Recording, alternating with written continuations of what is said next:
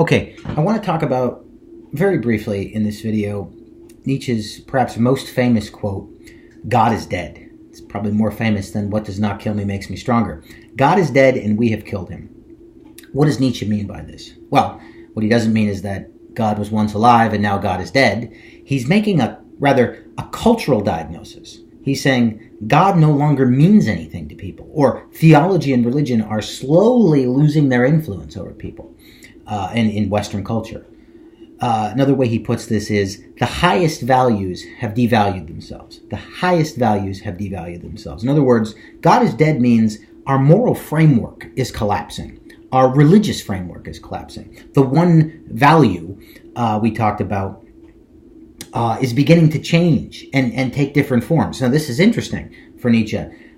When God dies, it's not as though the morality goes away. The morality of concern for victims or compassion, the morality founded in weakness. No, it just becomes detached from its metaphysical foundation. So Christianity or Judaism presented an overall picture of the world, an overall worldview, a Weltanschauung of what the world was about. It had a metaphysical foundation. Human beings are created in the image and likeness of God. There should be preference for the poor, the orphan, the widow, etc. Christ dies on the cross. We have a special concern for victims because of Jesus. But when God dies, that is, the theology doesn't make sense to people anymore. They think, well, I don't believe in this. This is ridiculous. The value stays. We've talked about that. And so the value of Judeo-Christianity gets separated from its metaphysical foundations. That's what the death of God means. So the death of God is a cultural diagnosis about where we are right now. It's not just about theology and religion and Christianity or Judeo-Christianity's waning influence. It's about the way in which the value system stays and remains, but starts going through various changes or various permutations, okay? Another way he puts this idea of the death of God is the why finds no answer. And he says very famously, if human beings have a why, we can endure anyhow. If man has a why, or human beings have a why, they can endure anyhow. Human beings are, in other words, creatures that need meaning, that need purpose. They need significance to their life. They need a why. If we have a purpose, we can endure any kind of suffering, really. There's a very famous book written by Viktor Frankl called Man's Search for Meaning, which begins with this quote from Nietzsche from Twilight of the Idols.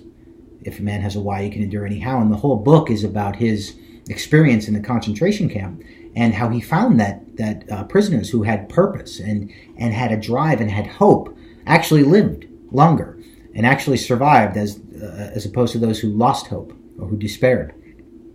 So for Nietzsche, human beings are meaningful, why-seeking, purposive, teleological. Telos just means an end or a goal or a purpose. We're teleological creatures. We need meaning. And meaning, of course, is the stuff of values. Values are what meaning is all about. And the weird thing is, this is why the values of Christianity have remained despite the collapse of its metaphysical structure.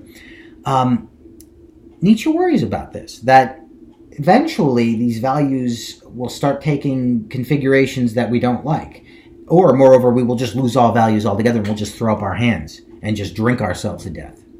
The best way I can think of explaining the idea of the death of God for Nietzsche, which, by the way, he doesn't think we fully realized it yet. We don't really realize what it means that the culture is becoming more and more secular. The best way to describe it is, well, there's two ways to describe it. One way would be if you've ever watched cartoons when you were a kid and the cartoon character like the Wile E. Coyote would go over the cliff and there would be smoke there and he didn't realize he was standing on air, but once the smoke clears, he fell. That's kind of us now. We're in this position where the smoke is there and we don't realize we're standing on nothing. Our whole value system, our whole meaning system, where we get our why from, where we get our purpose, is founded on nothing right now. Nothing. And Nietzsche, of course, is revealing that it's founded on nothing and the absurdity to it all. It's founded on a power perspective, which everything is founded on.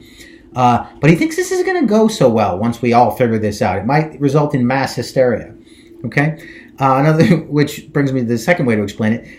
It's kind of like a child in the mall or at an amusement park or something that loses their parents and is just standing there crying hysterically. This is what I think Nietzsche thinks the death of God could be like for our culture if we don't figure out how to deal with it.